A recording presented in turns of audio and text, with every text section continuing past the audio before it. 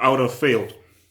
I 100% would have failed if I was back doing GCSEs or A-levels this year and it was down to mock exams and teacher assessment. So let's just deal first with mock exams.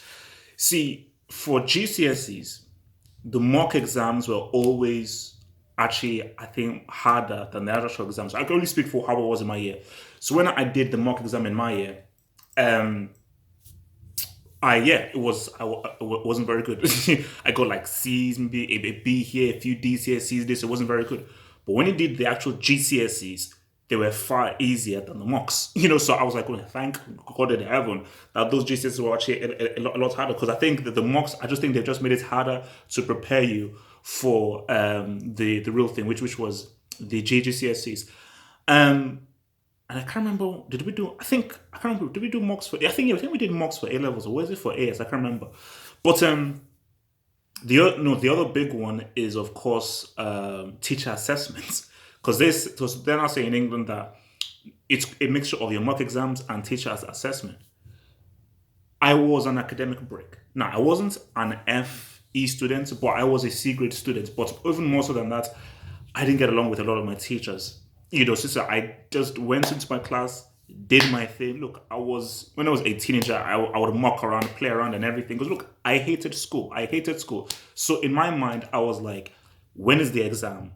What I need to know, and let me do it. Okay, I don't like these lessons. I don't like being here. I don't like you as a teacher. You're probably racist as well. You're probably pretty annoying as well. So boom, like I can probably count on one hand the actual good teachers that I actually had. So I think what they've so if it was me, I would have to take the exam the next year because I think that's what they're saying because it would be totally unfair if they said no, your future with regards to your university and the GCSEs, which are actually quite important and actually go into what people look for in employment.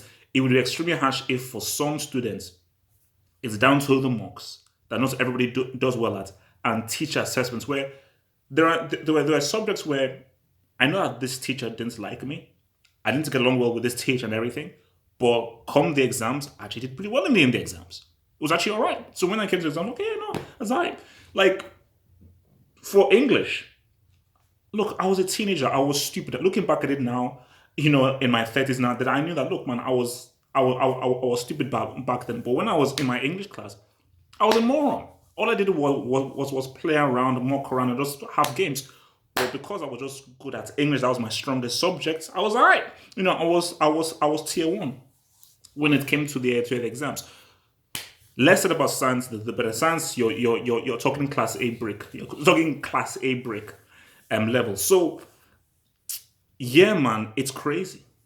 It is crazy. So for a lot of students, I think a good bulk of them, because I think that is what will happen. Because students will be like, all right, so teacher, what are you going to say about me? What do my mock exams look like? And if those things are not looking pretty, like, all right, well, I'll see you next summer.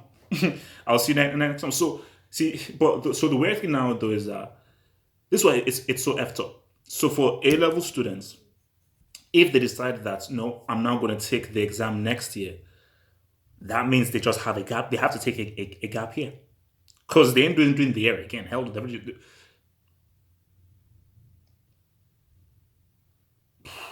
because if you think about it, they still had 3 months because really the year really finishes in June. So they still had time to really say what's up. Man, I hated school, man. My God in heaven. So but for the GCSE dudes, so what do those guys do? That's the thing. So maybe for the GCSE dudes, they still go on to like the sixth form and everything, do their thing there, and then they then take the G's. I mean, it's wild, bro. It's wild. I mean, because so obviously that's why what they want is for most people to do the whole thing with the mock exams and the teacher's assessments. But I don't give a damn if it screws things up. If my mock exams ain't popping off and I've got a brick as a teacher who will obviously give me a crappy assessment, hell no, this is about a future. Give me that damn exam because I am owed an exam. I'm owed an exam. So obviously, if you're lucky and you did well in your mock exams and your teacher loves you, then, oh, geez, I don't even have to take an exam, then you're all right. But for guys like me who bricked it in the mocks and had a brick teacher, I'm like, nah, give me that exam. That's how I want to roll on. But yeah, man, it's wild. It's wild.